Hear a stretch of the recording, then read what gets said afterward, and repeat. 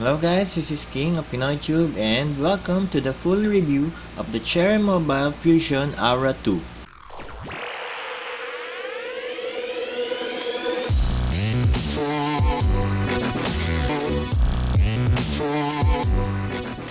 So, welcome back guys. So, sa episode natin ngayon, bibigay natin yung impression natin sa ating Cherry Mobile Fusion Aura 2. So, it's an 7-inch tablet na very affordable yung price. Bali, cost niya is 1,999 pesos. So, bago natin bigay yung specs, tignan muna natin kung ano yung mga laman niya sa box. So, Fusion Aura 2 na tablet and yung Cherry Mobile na brochure. Yan yung warranty. Tapos, yung Cherry Mobile Fusion Aura 2 Quick User Guide. And yung USB cable niya para sa charging and data transfer. Tapos, yung wall mount charger. Yan. So, balik na natin. Dahil yan lang naman yung laman. Yan.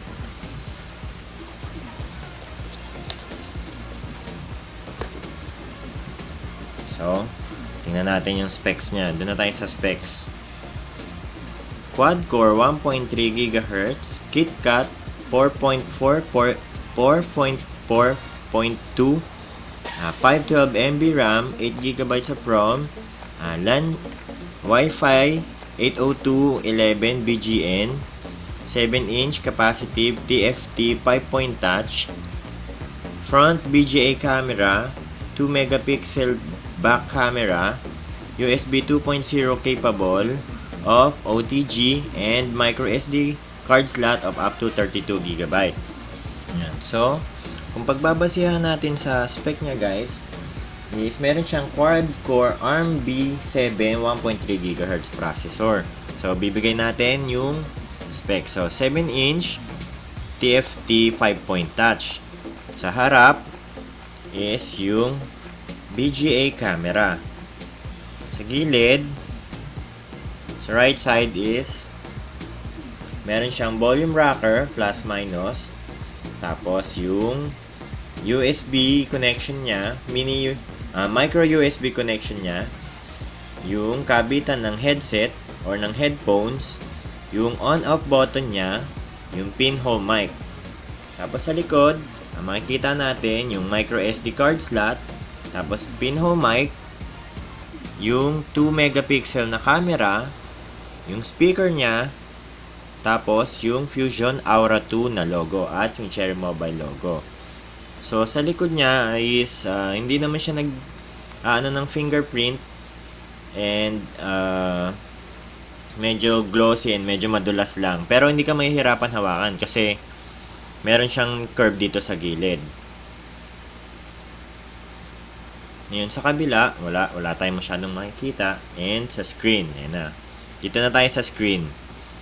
So, Android 4.4.2 yung version ng KitKat niya. So, tingnan natin. Yan. 4.4.2. Ngayon, kung sa specs mo siya pagbabasihan guys, is ano bang may expect mo sa 1,999 na tablet? So, ayan. Tingnan natin yung camera para may idea kayo. Kasi, baka gamitin nyo siya pang picture. And, yan. So, tingnan nyo guys. 2 megapixel. Halos, hindi mo makikita kasi 2 megapixel nga lang siya. And yung software na gamit sa kanya, hindi pa ganun ka okay. So, kung balak mong mag-picture dito ng maganda, so, wag ka nang umasa na may makikita kang magandang picture. So, yan.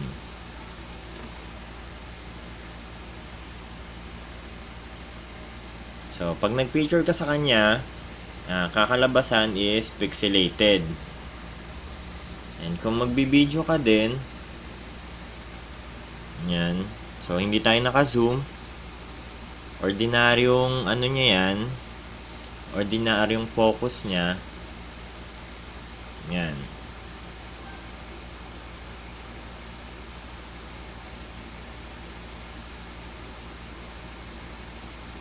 Just once. Yan.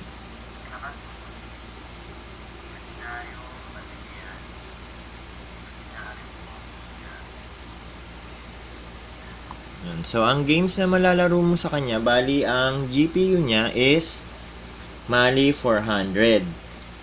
And 512 lang yung RAM niya. Bali, kung gusto mong maglaro ng mga hardcore na games, guys, wag na kayong masyadong mag-expect ng mga games dito na matindihan. Yung mga Asphalt, Mortal Kombat, yung mga hard 3D games, maglalag talaga dito. So, karaniwan na naka-install dito, nakita nyo, sobrang daming naka-install na games, is, Clash of Clans, Colossatron, City Drop, puro Agar.io, BTD Battles, yung Bloons. So, mga casual games lang yung mapapaandar mo ng maayos sa kanya. So, kahit nga itong Hungry Shark lang, pag tinestingan mo siya, medyo makaka-experience ka na ng lag dito Hindi na siya ganun ka-smooth. Yan. And habang naglo-loading siya, explain ko na rin. So, yung screen niya, guys, is TFT. So, pag TFT, yan. Pag nakaharap sa iyo yung TFT na screen, yung 7-inch, malinaw yan. So, pero pag kumonting gilid ka ng ganyan, mag-iiba na kagad yung kulay niyan. And hinamon natin yung volume ng game. Yan. So, yan. Pag ginanya mo lang siya, tinilt mo lang siya ng onte, mag-iiba na kagad yung kulay. Yan. Onting baba, ganyan. Kailangan, pag maglalaro ka or manonood ka sa kanyang screen, is halos naka-straight lang sa mukha mo. And para maging accurate yung kulay. Kasi konting gilid lang Konting gilid mo lang, konting ganyan mo lang, mawawala na kagad yung kulay. Magiging malabo or lalabnaw, parang ganon. Pero kung naka-straight lang sa'yo, naka-face lang siyang ganyan sa'yo, halos parang tutok, parang ginagawa ko dito sa camera, is okay siya. Ayan, so, ayan, tulad nito. Yan. So, nakikita nyo naman yung Hungry Shark, medyo naglalag na ng onte. So, what more pa kung matindihang mga games yung lalaruin mo. And take note na 512 lang MB RAM na gamit niya. So, kung may mga ibang nakabukas ka pang apps, talagang magkukos na siya ng lag dyan sa game mo. Yan. And, wala siyang Bluetooth. So, Wi-Fi lang siya and may hirapan ka mag-share kasi ngayon wala siyang Bluetooth. And sa battery naman is 2,600 mAh battery. So, hindi mo siya magagamit ng matagal kasi yung tablet nga to, mas malaki yung pinapaandar niyang screen, 7-inch. And mga siguro max mo na magagamit siya straight gaming is 2 hours, 1.5 hour to 2 hours. Malolobat ka na kasi kung gumagamit na ito, anak ko, talagang pag ginamit niya to non-stop, isang saksak charge, tapos after 2 hours lobat na ulit, nasa 8% na 10%, magcha-charge na siya ulit. And sa storage naman is sa 8GB, may magagamit ka sa kanyang 5 something. So, ang natira is sa 8GB na storage niya is makakagamit ka ng 5.42 GB para mapag-installan ng games mo, yung mga pictures na gusto mo, and sa mga video na gusto mo i-store or mga videos or movies. Cherry Mobile A170, Android 4.4.2 32-bit, quad-core ARM V7 processor, Mali 400 MP.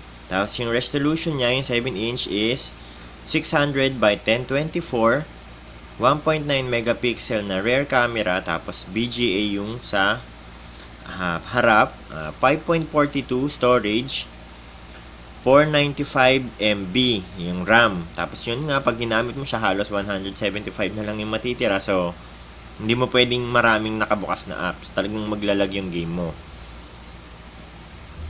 Yan, 160 DPI.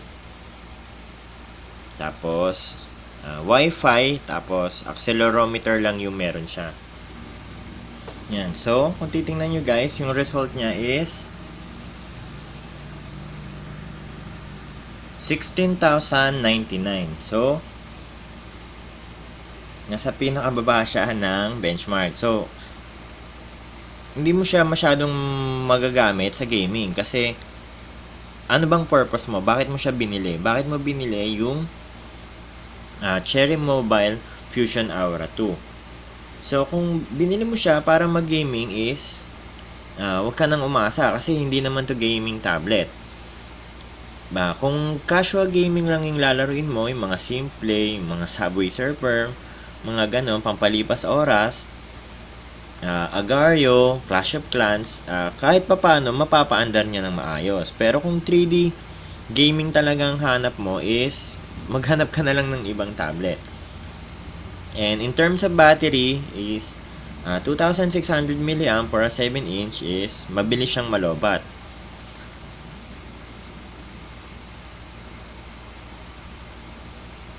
Yan, dahil 2,600 mAh nga lang, tapos 7-inch yung screen na pinapaandar niya. So, kung ang balak mo is Facebook lang, mga Facebook, video streaming, mga YouTube, yon, magagamit mo talaga itong Fusion Aura 2. So, para sa mga gamers ng tablet or mga mahilig mag 3D games, avoid Fusion Aura 2. So, hindi siya pang gaming, tandaan, wag masyadong mag-expect. And kung pang Facebook lang siya, YouTube, konting media, viewing, is, yun, pwede mo siyang gamitin. So, kung sa screen, ako tatanungin, sa screen is, you get what you pay for, 1,999 TFT, bad viewing angle. So, pag tinignan mo siya, wala, na lumalabo kagad yung kulay and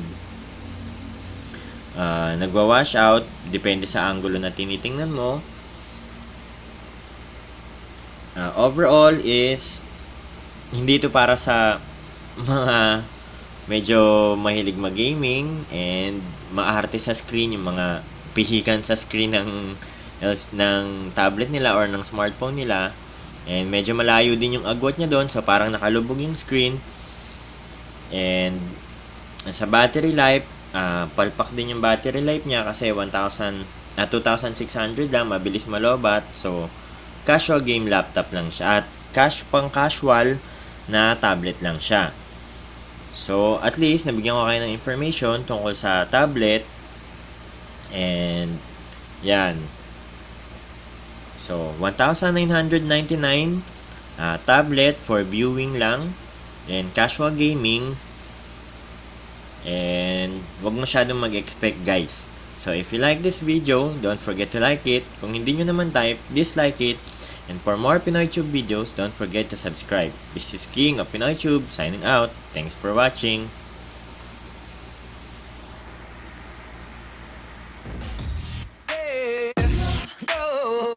No.